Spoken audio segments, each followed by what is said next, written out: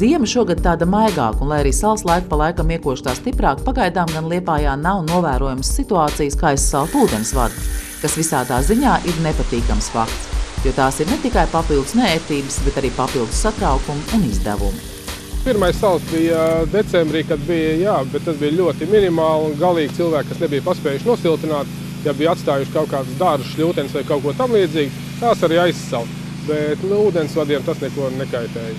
Un arī brīvkrāni arī nebija aizsalušo. Kā liecina iepriekšējo gadu pieredze, laiku pa laikam Lielākas salu laikā gadās avārijas situācijas, kad aizsalst ūdensvads. Viena no biežāk izplatītajām aizsalšanām Liepājas ūdens atbildības zonā ir brīvkrāni, vai tautā vienkārši saukt par ūdenspumpjiem, kas atrodas uz ielas dažādās pilsētas vietās. To skaits gan ir sarucis, bet tāda Liepājā vēl ir atrodama. Liels sals ir pārsvarā, tas ir skatakas, brīvkrāni, tur ir kaut kādas problēmas var gadīties. Lai risinātu aizsalušu ūdensvadu jautājumus, Liepājas ūdenim ir īpaši iekārta, kas ļauj ātri atjaunot ūdens padevi.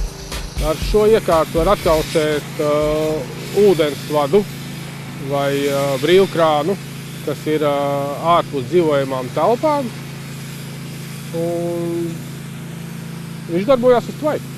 Tas ir tvaika aparāts, un viņš darbojās uz saļērku un elektrību. Cik daudz šoziem ir bijis jau darba? Šodien vēl nav. Nav tādas ziemas vēl bijis. Cik daudz nav bijis? Nē. Ja nav problēma Liepājas ūdens atbildības zonā, tad uzņēmums vajadzības gadījumā labprāt dodas palīdzēt arī klientiem. Vispirms visi darbi salu laikā, kas ir saistīti tikai ar Liepājas ūdeni, un tad, ja atliek laika, tad tikai ārpus. No sākuma tikai salu. Tomēr var tikai vēlreiz atgādināt, ka labāk ūdensvadus ir nosiltināt un izdarīt to pareizi, jo tad ziemas periodā var pasargāt sevi no nepatīkamām situācijām. Klientam ir apkalpes robežas, un katram klientam ir individuāli. Un pārsvarā privātiem klientiem visiem arī pirms ūdens skaitītāji, jo ūdens skaitītājs atrodas klienta telpās. Tad arī ir jāsiltina cauruli, ka atrodas pirms ūdens skaitītāja.